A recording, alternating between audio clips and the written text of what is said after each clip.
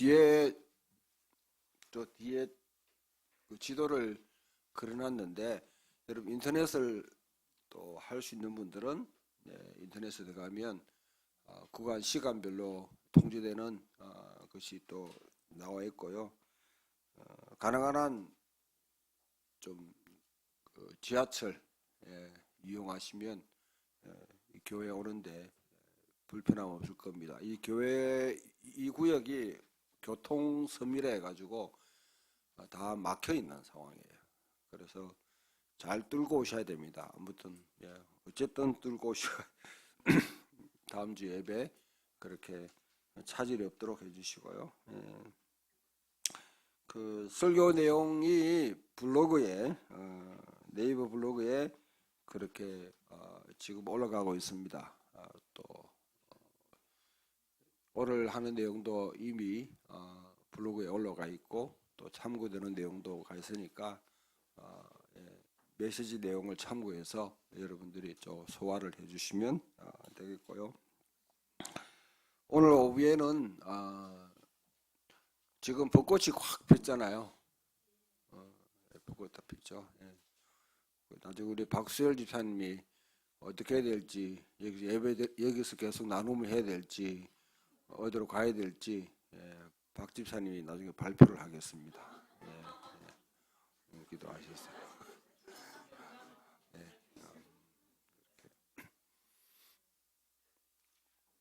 하나님 말씀, 창세기 1장 26절에서 28절입니다.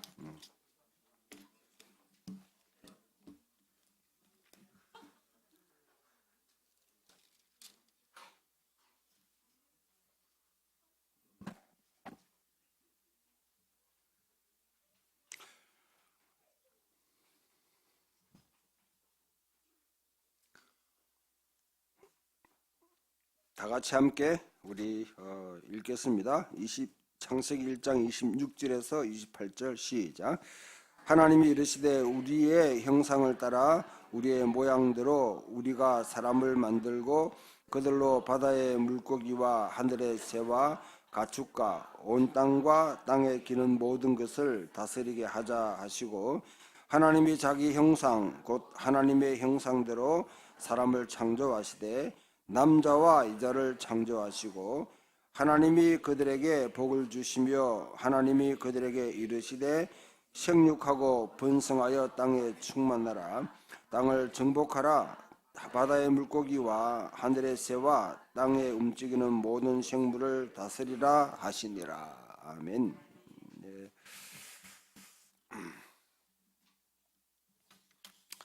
오늘 메시지 내용을 어떻게 소화할지 저도 잘 모르겠습니다. 어제 준비하다가 그냥 집에 가버렸는데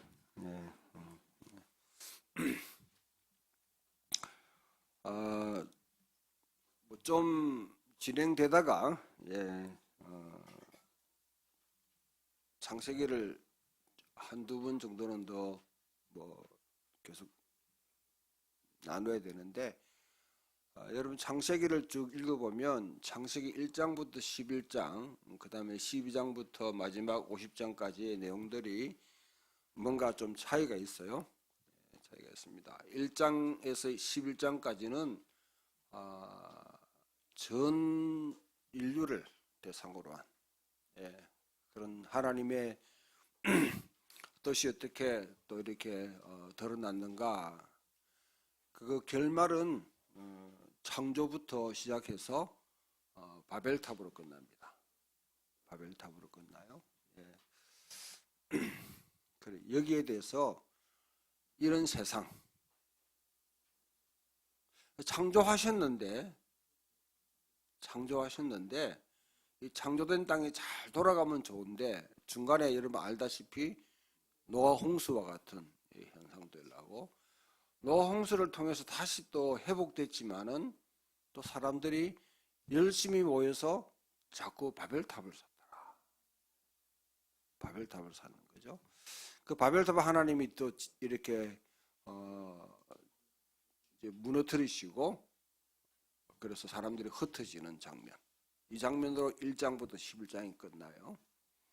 그러고 나면 12장에 들어가면 아브라함이라는 한 사람을 택합니다. 그러가 잘 들으래.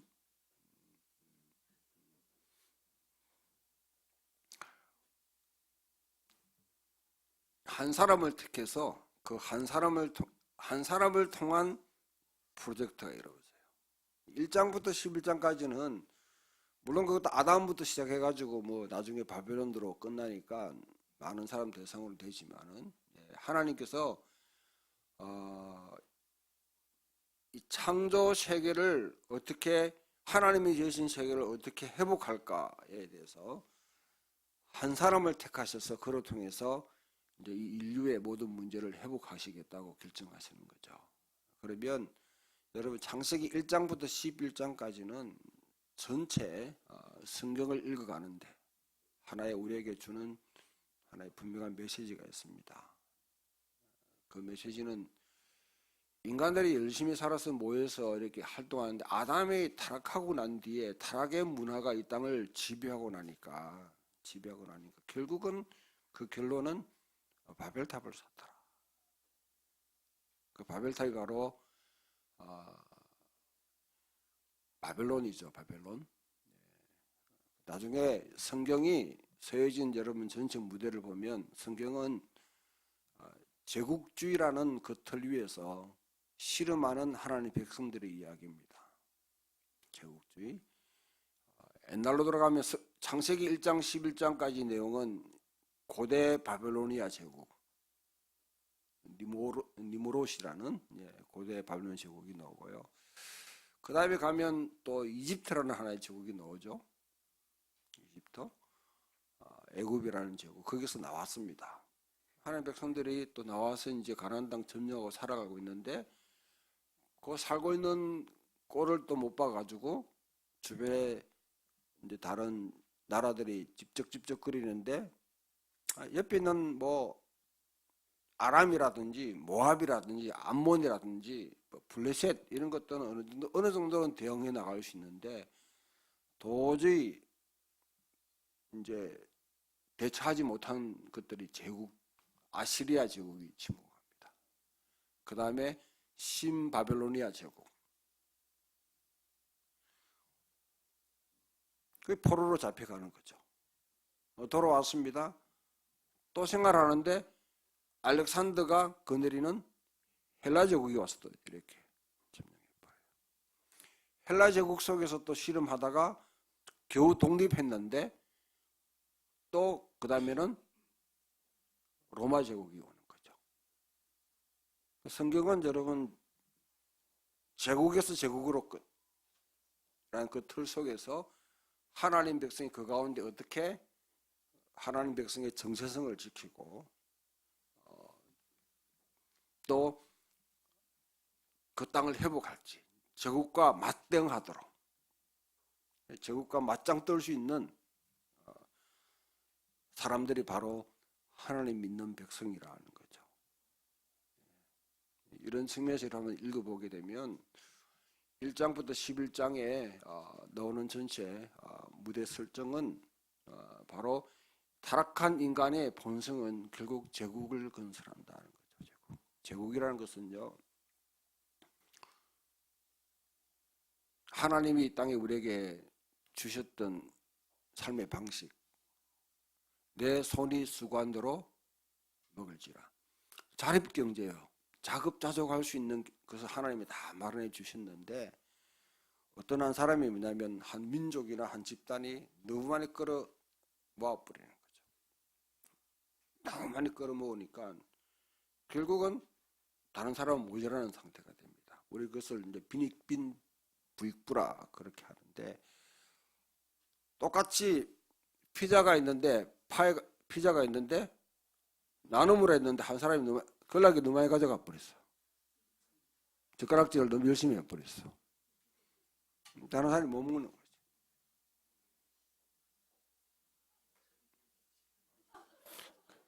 근데 뭐 식탁에서 이렇게 하는 거는 그래도 우리가 뭐 받을 수 있고 다르게 할 수 있는데 이 땅의 사회나 아니면 국가나 이 전 세계로 보면 너무 많이 한 민족이나 국가가 소유하고 있는 거죠. 하나님 그걸 제약이라고 해요. 제약. 하나님 여러분 재해결학 할 때 물론 여러분 사소하게 우리가 다른 사람 욕하고 미워하고 속이고 도둑질하고 또는 윤리적인 도덕적인 어떤 그 경계선을 넘어서 한 행동 그것도 우리에게는 회개할 내용이죠.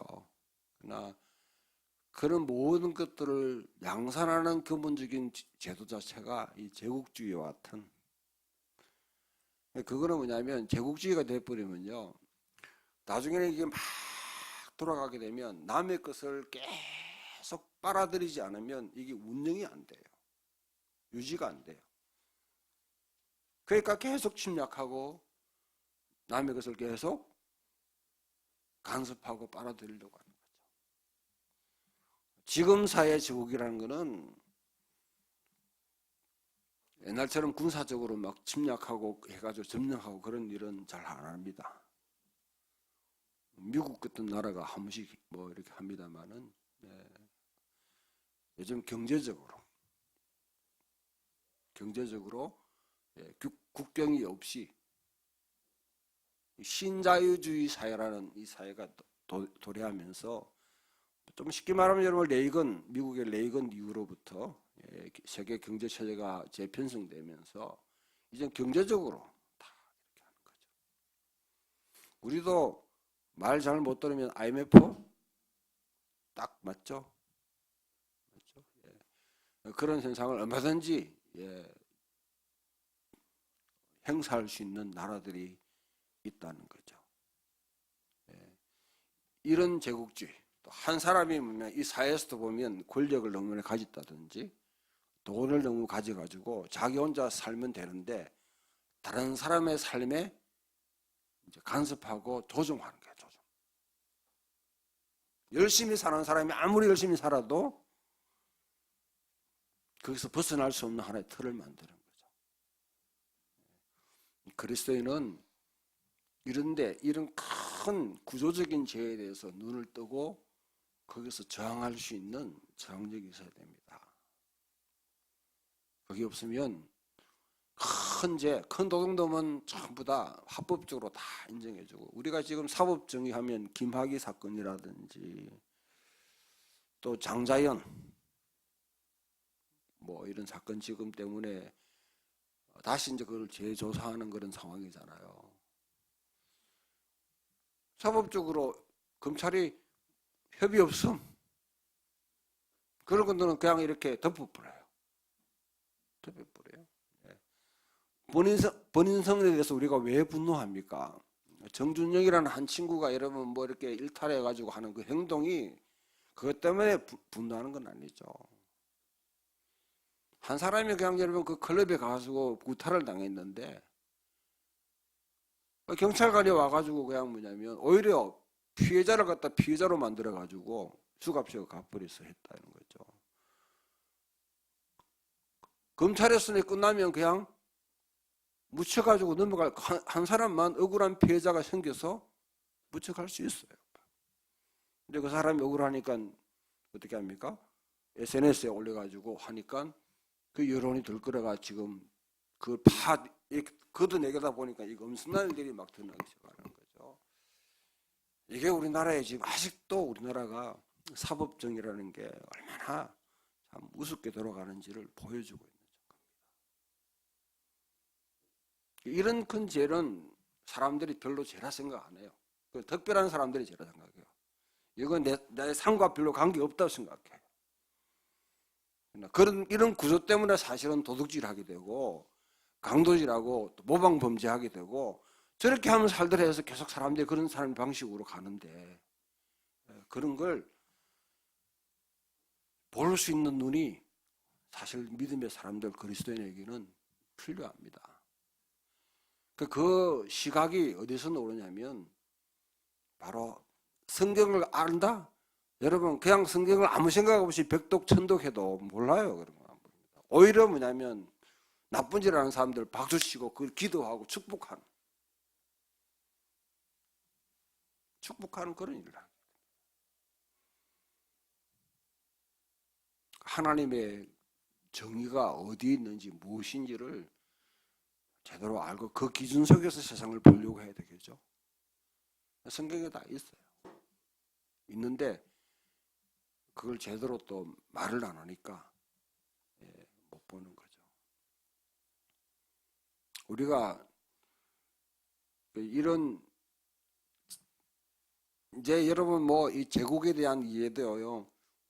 최근에 이제 여러분 좀 어려운 말로 하면 네그리, 안토니오 네그리라든지 그 다음에 미카엘 하트 같은 학자들이 책을 연속으로 계속 펴내면서 옛날처럼 큰 소련이나 미국처럼 이런 제국이 아닌 우리 사회 속에도 이제 작은 집단을 통해서 종교가 제국을 건설할 수 있고 다양한 형태로 드러난다고 이렇게 이 제국주의론도 많이 발전합니다. 발전해서 밝혀지는데 교회도 마찬가지잖아요. 한 교회가 엄청나게 여러분 많은 사람을 갖다가 모으고 있다.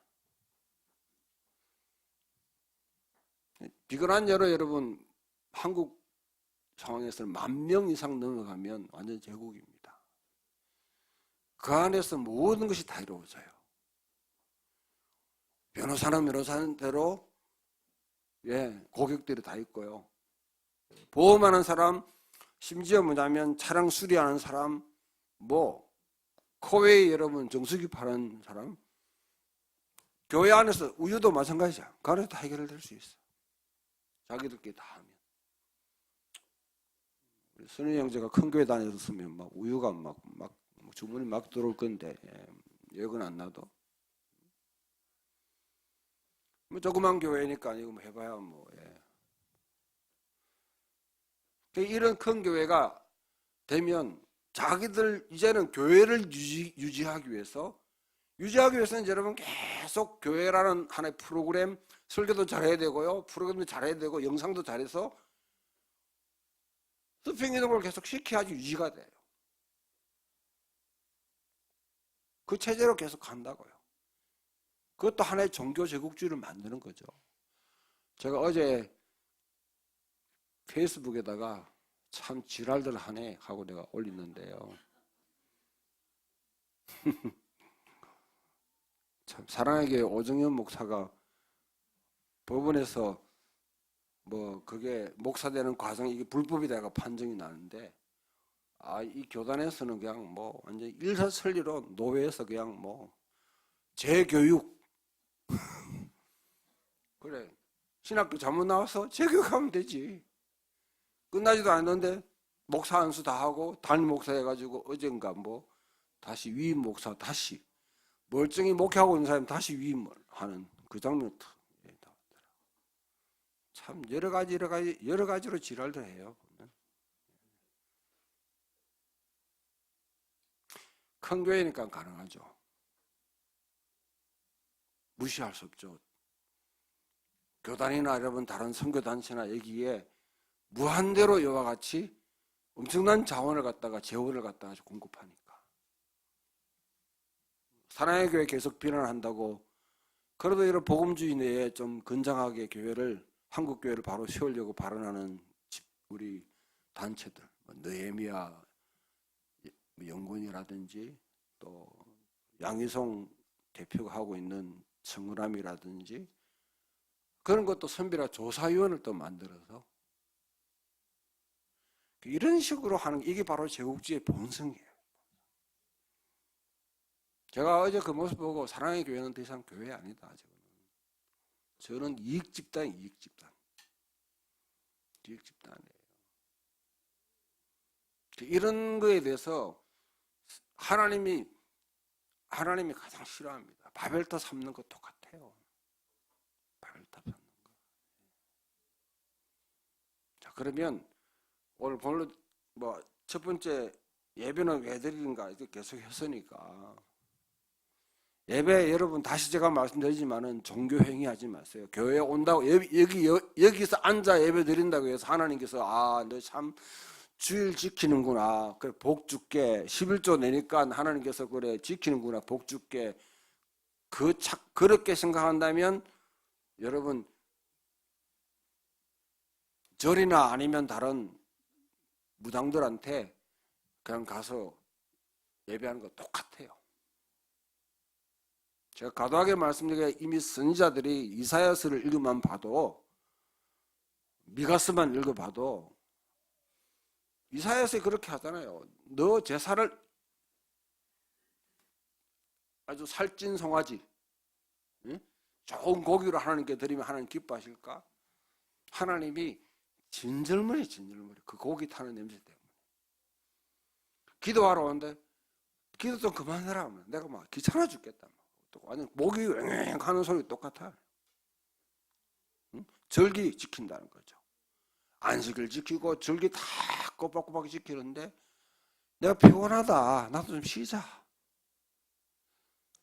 우리가 여러분 제사 드리고 구약에 제사 드리고 기도하고 절기 지키고 금식하고 하면 하나님이 좋아한다고 생각해서 하는 거잖아요. 이걸 우리 형태로 지금 바꾸면 어때요? 주일날 꼬박 지키고 11조 하고 교회 열심히 봉사하고 금식도 기도하고 이렇게 하면 하나님이 기뻐하신다? 하나님이 귀찮다는 거예요. 나 좀 자자고 그렇게 하는 거죠. 이제 실정론다고 하는 거죠. 혹시 우리 예배가 그럴 수 있지 않나요? 아무 생각 없이 그냥 모여가지고 예배드리고 찬양하고 자기들은 열심이야. 자기들은 열심. 제가요 찬양 막 집회하고 막 노는 친구가 어떤 친구가 참 여기 오는 거 속이 시원하다 하더라고요. 예전씨가 밖에 나가가지고 찬물 먹든지 사이다 처먹지 뭐 예배드리면 속이 시원해? 감정적으로 그런 식으로 예배를 갖다가 오용하는.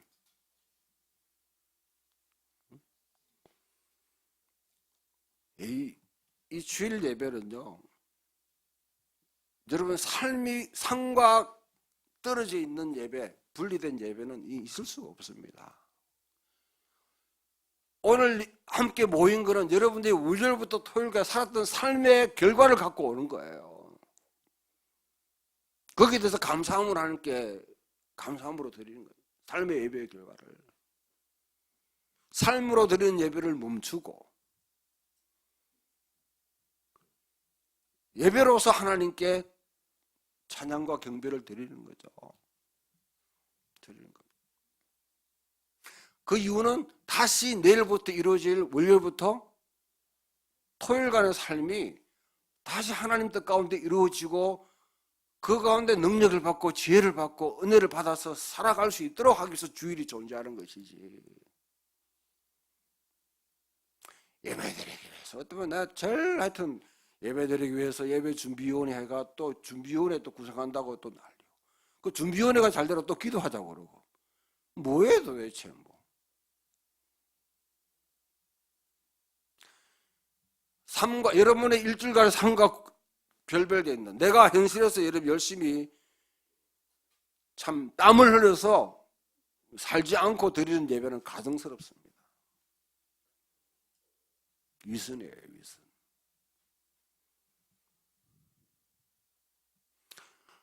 학생은 최선을 다해서 공부하는 게 바로 예배입니다. 예배.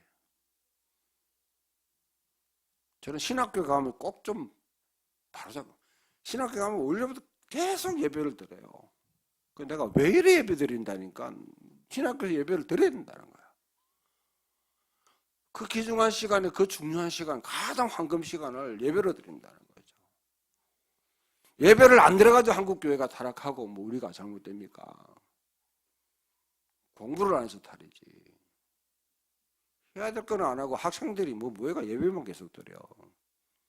일주일에 한 번만 드리든지. 그렇게 해야지. 이 종교에 완전 사로잡혀가 이렇게 하는 거예요. 가슴 여러분 예배 드리면 여러분 만족된다, 풀린다, 은혜 받는다. 속지 마세요. 진짜 예배 드리면 여러분 속에 부글 끓는 것들이 막 생기 분노가 막 심으로 올라가고요. 때로는 여러분 절망을 느끼기도 하고 때로는 하나님께서 여러분에게 돌파구를 이뤄가는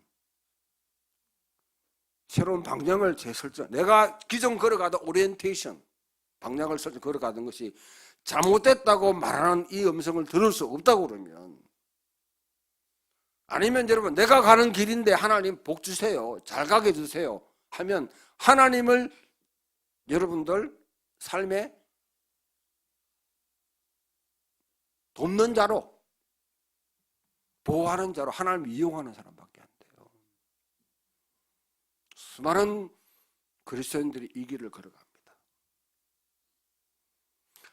디스오리엔테이션, 방향을 하나님이 흐트러 버린다. 말씀을 통해서, 예배를 통해서, 계시를 통해서 진짜 하나님과 붙들고 기도하면, 너 잘못됐다고 해요. 잘못된 길을 걸어가고 있다고 말씀하면 멈춰서 해야 되죠.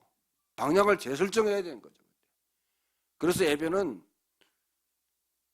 오리엔테이션 했던 사람이 들어와서 디스오리엔테이션, 방향 설정에 와가지고 방향이 다 흐트러지고 나갈 때는 다시 리오리엔테이션, 방향을 재설정해서 가는 것이, 그게 진정한 해결입니다. 예배의 목적은 그게 있어요. 근데 혼자서 어떻게 할 수 없잖아요. 우리가 혼자 하기 너무 힘들잖아요. 공동체적으로 모여서 함께 하나님의 뜻을 이루어가는, 주일날 여러분 우리가 안식을 대신에 주일날 모이는 이유는 뭡니까?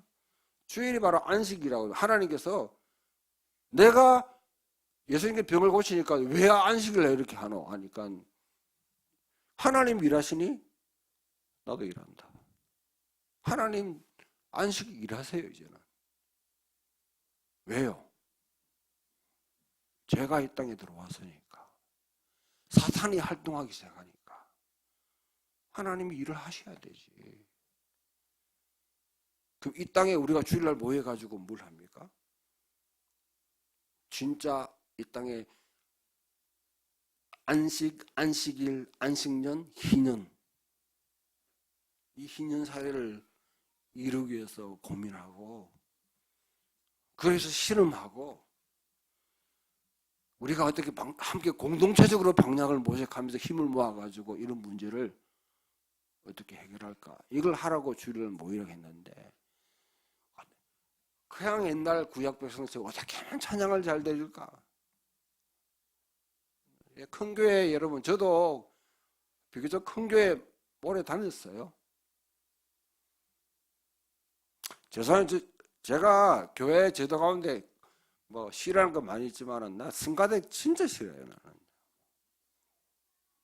이놈의 성가대 한다고 여러분 뭐 예배 시작하기 전에 연습하고 예배 끝나고 연습하고 뭐, 전부 다 뭐 합창단 만들기 작정했는지.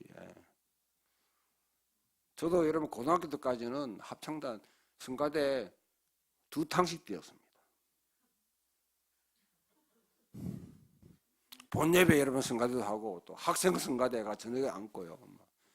그 연습하기 시작하면 일주일에 뭐, 교회 내 앉아가지고 피아노 앞에 앉아가지고 연습해요. 뭔가 여러분 뭐가 본말에 전도된 기분이잖아요. 하나님이 그런 예배 좋아 안 하신다. 좋아 안 하신다. 하나님은 우리가 네 생활을 어떻게 했는지 한번 보자. 살기 힘들다. 그래. 수고했다 그래도. 응? 그 열매를 갖고 하나님께 예배 드리고 감사하고 살아가기를 원하는 거죠. 매일 백수로 여러분 놀고, 이 카페 저 카페 가가지고 여러분 커피 종류대로 다 마시다가 와가지고 하나님을 찬양합니다, 영광 돌립니다 하면 하나님 뭐라 하겠어요? 하나님. 네 손에 뭐 땀이 뭐 있는지, 뭐 흘린 땀이 뭔지를 좀 보자.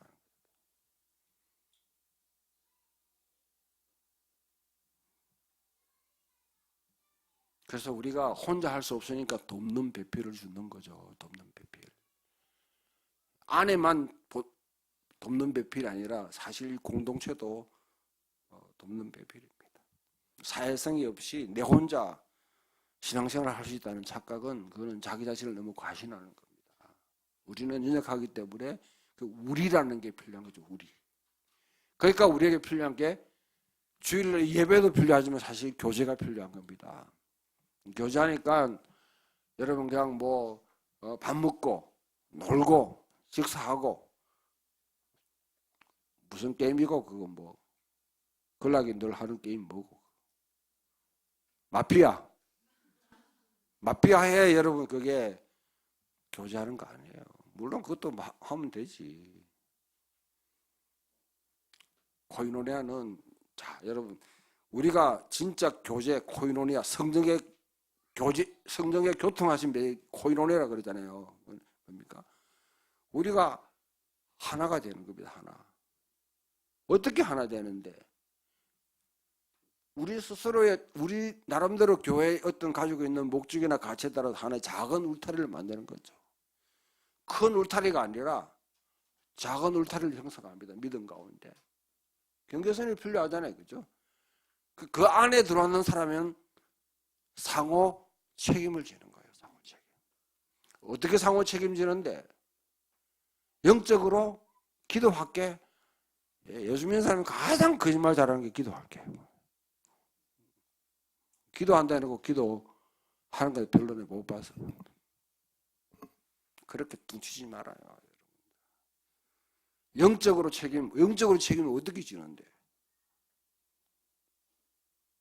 감정적인 여러분 책임도 져야 되고요.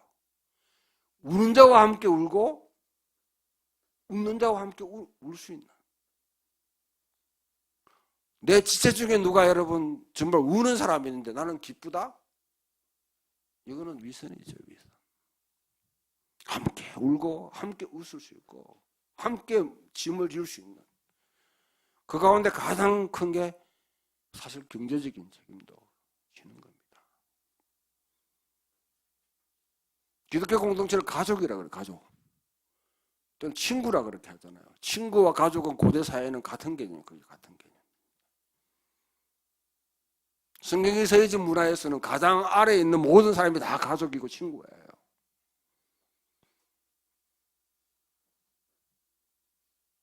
아리스토텔레스가 어떻게 정의합니까? 가족을?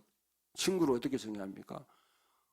함께 있는 친구 중에 누가 전쟁에 가가지고 죽었다. 내 친구가. 그러면 그 미망인들 자녀들 있잖아요. 그것을 그 사람을 끝까지 책임지는 게 바로 그게 친구라는 친구. 가족이 뭡니까? 우리가 가족 중에 누가 여러분 어려움이 당하고 힘들면 온 가족이 함께 모아가 같이 살아갈 수 있도록 도와주고 격려해서 세워주잖아요. 이런 것이 없는 여러분 교회라는 건 이거는 그냥 조직이죠, 조직. 사회단체죠, 사회단체. 개모임이죠, 개모임. 동창회 모임. 동창회는 그래도 뭐 밀어주고 이렇게 하잖아, 보면.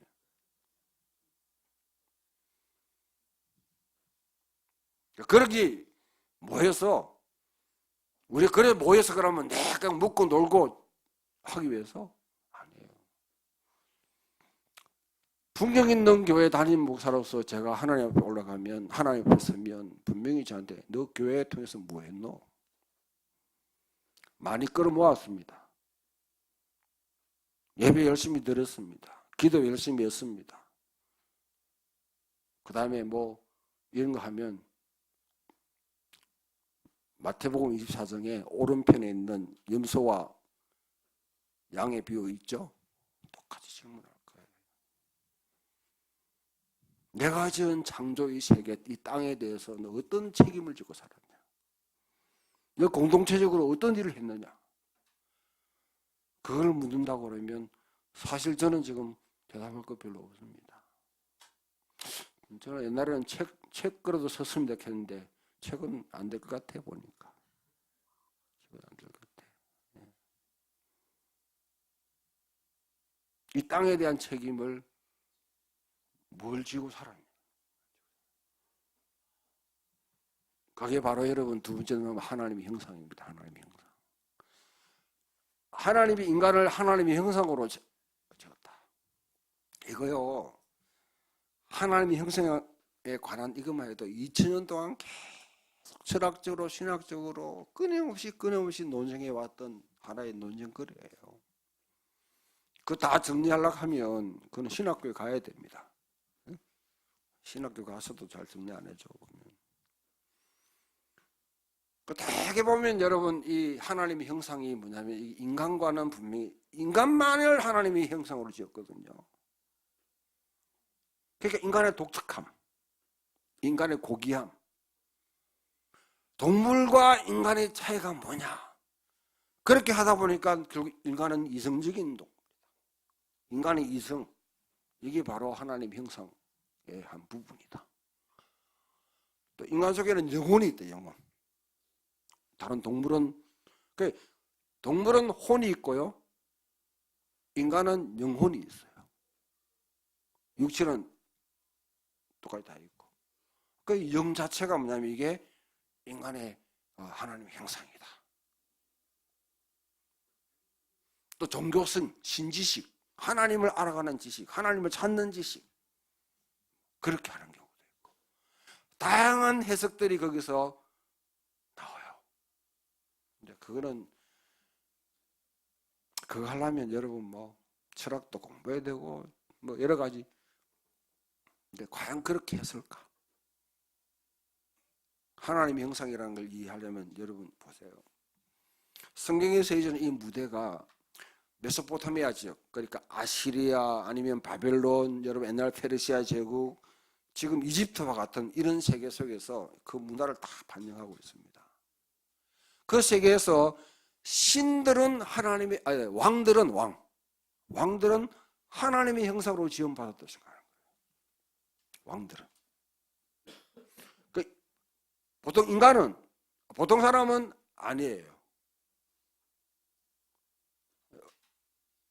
바벨론의 어떤 여러분 왕이 이렇게 이야기합니다. 자유인은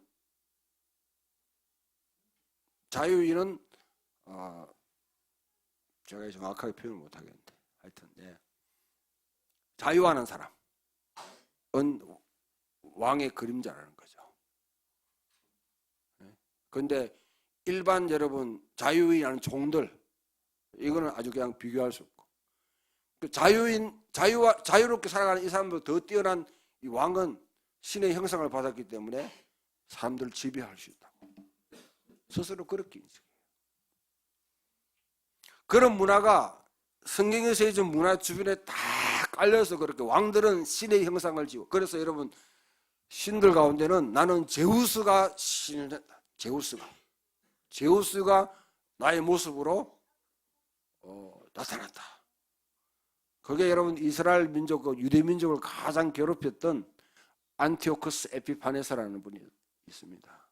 여러분 성경에 보면 멸망에 가장한 것들이 그 거룩한 곳에 선 것을 보거든 했을 때 그것을 저지른 사람이 안티오코스 에피파네사예요. 에피파네사는 현현했다는 거죠. 그래서 자기는 제우스가 자기의 모습으로 지금 현현해서 내가 됐다. 그럼 자기가 제우스라는 말이잖아요. 그러니까 너희는 제우스를 숭배하는 자들에게 다스릴 권리, 다스릴 정당성을 확보하는 거죠.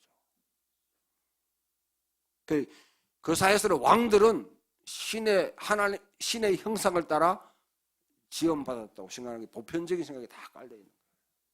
성경은 그 세계에서 반기를 들고 모든 사람이 다 하나님의 형상으로 지원받았다. 창세기 1장 오늘 읽었던 이 말씀은 태초부터 여러분 민주주의를 갖다 하나님께서 우리에게 이야기하는 거예요. 그리고 성경 전체를 읽어보면 하나님은 왕을 싫어하세요. 왕시하는 걸 별로 좋아 안 해요. 한 사람이 다스리고 통치하는 걸 별로 안 좋아해요. 근데 이스라엘 백성들이 억지로 왕을 달라달라 하니까 어쩔 수 없이 왕을 세우는데 분명히 제한을 탁 둡니다. 제한 사항이 많아요. 보면 왕들이 하지 말아야 될 것. 첫 번째, 내 형제 중에 한 명. 내 형제 중에 한 명은 뭡니까? 언약 백성 중에 한 명. 이스라엘 전체 역사를 다 공유하고 있는 사람, 언약에 대한 책임을 질 사람, 그 사람을 세우라고 설명합니다. 두 번째로는 성경을 옆에 두고 필사해라. 왕이 직접 서야 돼. 말을 많이 두지 말라, 아내를 많이 두지 말라, 은금을 사지 말라. 딱 왕이 여러분 할 수 있는 권한을 딱 제한합니다. 근데 그것을 통째로 어긴 사람이 한 개는 빼먹고, 예. 솔로몬.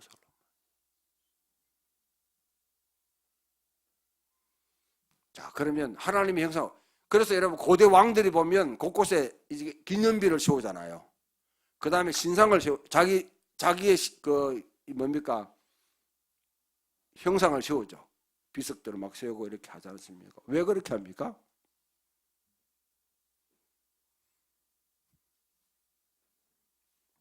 하나의 이제 형상을 만드는 거죠.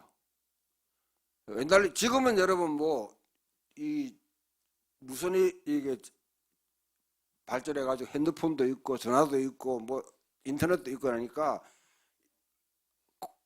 구체적으로 다 안 가도 그걸 다 파악하고 지시할 수 있잖아요. 옛날에는 직접 사진을 보내든지 아니면 직접 가든지 해야 돼. 다닐 수 없는 거잖아요. 그러니까 그 신상이나 기념비를 세운 곳은 내가 통치하는 곳이다. 영역 표시라, 영역 표시. 그게 바로 여러분 신의 형상을 본받은 우상의 우상. 그런데 하나님은 너희는 우상을 형상을 만들지 말라고 그랬죠. 형상. 왜? 하나님의 형상으로 지음받은 인간이 가는 곳곳이 다 하나님이 통치하는 영역이 통로가. 인간이 여러분 우상을 만든다는 것은 자기의 고귀한 그 권리, 하나님이 주신 하나님의 형상으로 지음받은 인간의 권리를 포기하는 거예요. 나는 하나님의 형상으로 지음받은 존재로서의 권리를 포기하네. 정체성을 포기해버리고 대신에 얘가 대신 통치하는 것이다. 인정하는 겁니다. 그 숭배하는 것.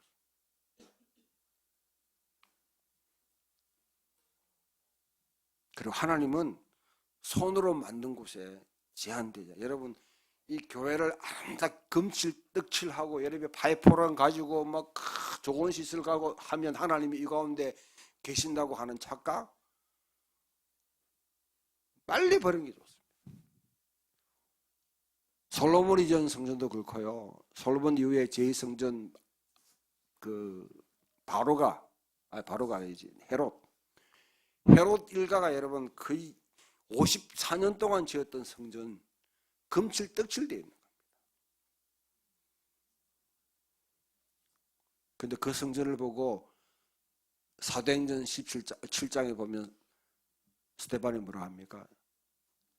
지극히 높은 곳에 계신 이는 사람의 손으로 지은 곳에 계시지 아니하시고. 아름다운 미술, 아름다운 음악 아니면 장식을 하면 하나님이 그 가운데 계신다. 그것은 지극히 우상적인 생각입니다. 십자가에 여러분 금칠을 하고 십자가에 금태를 두르고 아니면 아름다운 하면 하나님이 그곳에 계신다. 제가 이전에 목회하면서 가장 좀 열받았던 게 뭐냐면 성가대 찬양대 하는데 왜 소프라노, 엘토 이런 게 이제 리드할 수 있는 전문가를 그러니까 전공한 사람을 갖다가 모집해야 된다는 거예요. 그 제가 모집하면 사례를 줘야 되잖아요. 사례를 줘서라도 모셔와야 된다는 거예요. 그 내가 왜 모셔야 되냐 하니까 하나님은 아름다운 찬양. 그래도 뭐냐면 음색이 이렇게 음정이 하여튼 안 틀리고 제대로 화음된 그 찬양을 하나님 영광 돌리는 거죠. 우리가 엉망으로 드리면 하나님 영광 받으시겠냐 하더라고요. 내가 루시아노 바바로티를 모셔오지. 조스미를 모시다 놓지 그러면 아름다운 하나님 영광 돌린다고 그러면. 그러고 여러분 이 편하고 내가 분. 여러분 이게 그냥 이렇게 업라이트로 된 거 이것도 안 된대. 그러니까 그랜드 피아노 갖다 놓고 그런데도 보면 또 뭐 3익은 안 되고 영창해야 된다고. 영창 또 가면 또 뭡니까 야마 돌게 야마다가도 놓고 그게 더 나아가면 또 뭐 스타인웨이인가 뭐. 이게요. 이런 착각, 이 썩어 빠진 생각, 이 우상숭배하는 생각을 갖다 교회에서 그대로 실현하는 거예요. 전사들이 뭐 악기치고 여러분 뭐 어디 뭐 합니까? 어제 뭐 장준영인가? 벚꽃 엔딩? 장범준, 예, 장범준이. 그만은 뭐 악기 필요 없겠네 보니까. 예. 그렇게 화음하고 아름다운 목소리가 아니라 할지라도 내 있는 그대로 하나님께 드리면 하나님께서 기뻐하지.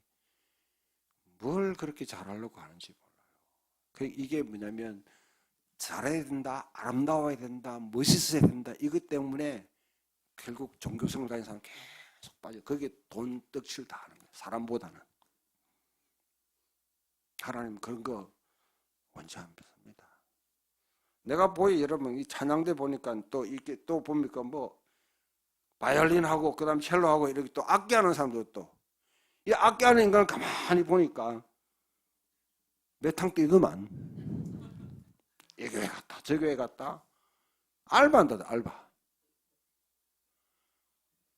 성가대 여러분 이렇게 하는 그것도 뭐냐면 제가 다 끊어버렸어요. 지휘자든 반주자든 다 사례 없으면 하니까 다 갚아버렸어. 그 다음 출석 안 하더라고. 돈 받고 여러분 교회 와가지고 예배 드리고 찬양하는 그 사람들 그걸 갖고 그 직업적으로 하는 걸 갖다 하나님 인정받아요?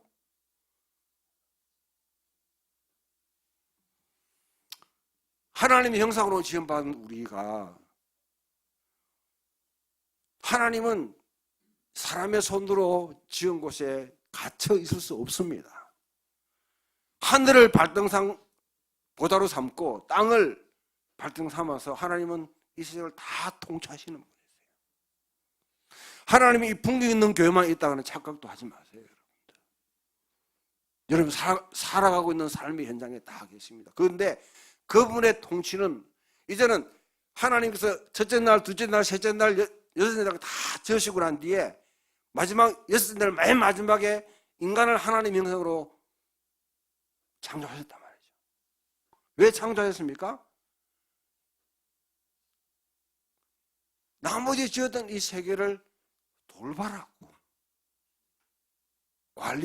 우리에게 청지기로 주죠. 청지기로.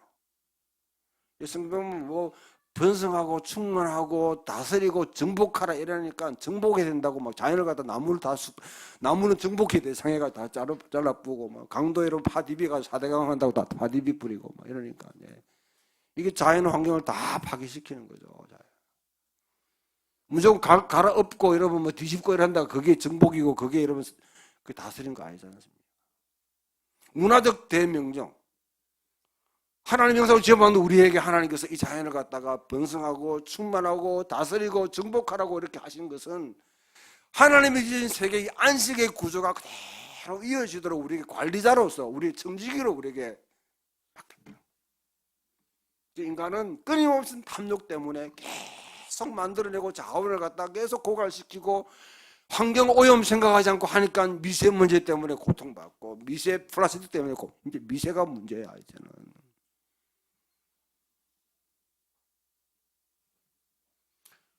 그러니까 여러분 원자력도 이렇게 탄력하는 것 때문에 또 반대. 아직 여러분 후쿠시마 원전 같은 걸 갖다 그걸 갖다가 맛을 갖다 안 봐서 그렇지요. 응?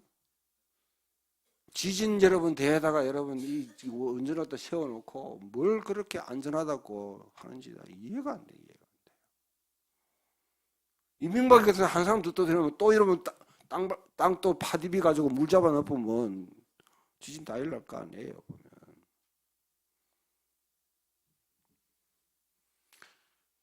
우리 자연에 대한 책임을 그 목적은 땅입니다. 땅. 하나님이 땅이 혼돈하고 공허하며 흑암이 깊음이 있더라. 땅에 하늘로 걱정하지 마세요, 여러분. 우리 걱정 안 해도 하나님이 다 알아서 합니다. 하늘은 하늘의 보화를 사락하니까 이제 하늘로 자꾸 송구말락하지 말고 이 땅에 대한 내가 지금 발 디디고 있는 현실에 대해서 우리가 그리스도인 책임지라는 거예요. 거기서 우리에게 청지기로 맡겨요.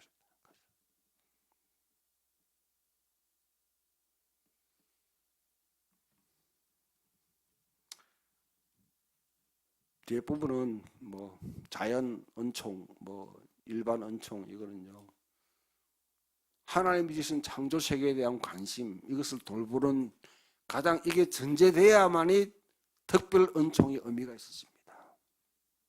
자연 세계가 고장나고 인간으로 할 수 없으니까 하나님이 시공간을 뚫고 와서 개입하셔서 인간의 문제를 고칠 되죠. 그러니까 우리 거기에 상당히 열려있는 사람들. 저는 기적에 대해서 열려있습니다. 하나님 기적을 행할 수 있다. 그러나 기적을 늘 바라는 사람은 그거는요 가장 불신자예요. 하나님이 직접 형상으로 하나님이 지금 말씀으로 지은 세상을 신뢰하지 않는 사람들이죠. 1+1은 2라는 이 공식 속에서 이 세상이 돌아가도록 만들어 놓으셨는데 그걸 무시하고 여러분 하면 몰상식한 사람, 몰상식. 교회가요 상식이 없으면 좋은데 비상식적인 괜찮아요. 몰라 아주 상식을 깔아 문대고 뭐냐면 아주 이상한 짓을 해요. 신앙이라는 가장 상식적이어야 됩니다. 그러나 상식을 초월해서 하나님이 우리 가운데 일을 할 수 있다는 것을 인정하고 그게 문을 열어놓고 있는 것이 바로 신앙입니다. 신앙. 열심히 사셔야 됩니다. 여러분 놀고 장난치고 시간 허비하는 그거 제약입니다. 제약. 특히 젊은 청년들 제약이에요. 학생들이 공부 안 하고 여러분 뭐 MT는 무슨 MT를 자꾸 학교에 가는지 학기 중에 가는지 몰라. 예. 또 수업 시간을 갖다가 여러분 뭐 MT 하면 빠지고 뭐 신앙 수련한다고 빠지뿌리고 뭐 예배한다고 빼뿌리고 나중에 또 뭐 축제한다고 빠지고 뭐 언제 공부할래 언제 밖에 나가가지고는 여러분 의사들은 무지가 살인이라고 생각해요. 무지가 살인. 법률가는 무지는 우회되는데 감옥 간다고? 이 땅에 사법 정의가 이루어지지 않는, 그지? 사법 정의가 이루어지지 않는, 무식하면 그렇게 되는 거죠. 우리가 여러분 목사들도 목회자가 여러분 무지하면요 이거는 영적으로 살인하는 거예요. 성도들이 무지하면 하나님 형상으로 지음받은 우리 책임을 질 수가 없습니다. 질 수가 없어요. 특히 젊었을 때 배우려 때 끝없이 배우십시오. 여러분 저는요 60이 뭐 죄송합니다. 뭐 6자를 그려가는 그런 이제 고소를 지금 가고 있는데 지금 와가지고 너무너무 시간이 이게 참 아까워요. 되게 어리석은 놈들이 이렇게 생각하는데요. 죽을 때 돼가지고 하여튼 뭐 시간 아깝다 하는 사람들이 보면 보니까 내가 모르는 게 너무 많아요. 이 강단에 서서 메시지를 전하기에 모르는 게 너무 많아요.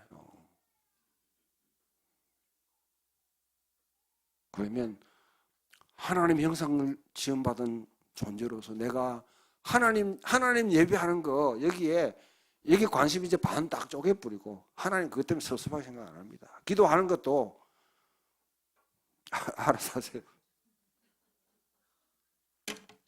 기도한다고 일상생활이 엉거려지거나 자기 삶의 패턴을 갖다가 깨트리는 기도, 그거는요 올바른 기도 아닙니다.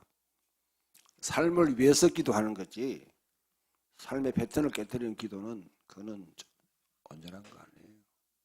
저 기도를 하지 말라는 게 아니라 예배 적당히 하세요. 적당히. 일주일에 한 번만 예배하면 됩니다. 하나님 그것 때문에 섭섭하다. 뭐 매일 만나고 싶은데 왜 한 번밖에 안 오노? 어디 뭐 여러분 뭐 장인 장모 만나러 갑니까? 어디 뭐. 하나님은 매일 우리가 만납니다. 매일 찾아오시고 우리 삶의 현장에 찾아오세요. 그러면 하나님이 내게 주신 가지고 내가 내 이웃을 돌보고 내게 맡겨진 자녀들을 돌보고 내 일터를 돌보고 직장을 돌보고 학생들을 돌보고 다 거기에 하나님 섬기는 장소예요. 최선을 다하세요.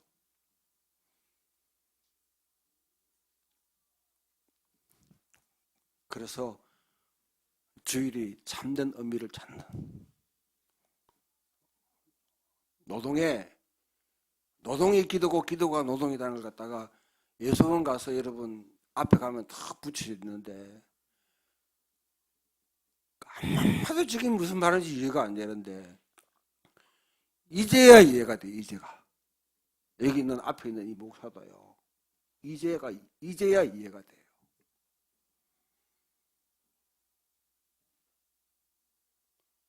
예배가 노동이고 노동이 예배입니다.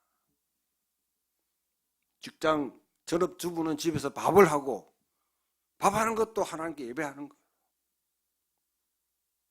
예배하는 거예요. 상품을 팔고 아니면 여러분 영업을 하고 아이들을 가르치고 헤어 디자인을 하고 인터넷을 꾸미고 다 예배예요.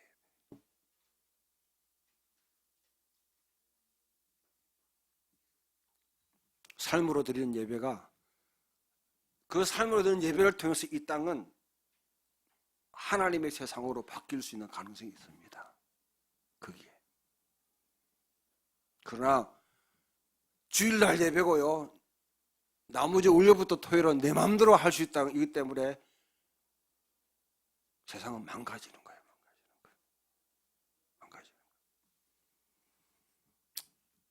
하나님 형상 지음받은 존재로 우리가 하루 열심히 또 살아갈 수 있는 은혜가 저와 여러분 속에 있기를 주님의 이름으로 축원합니다.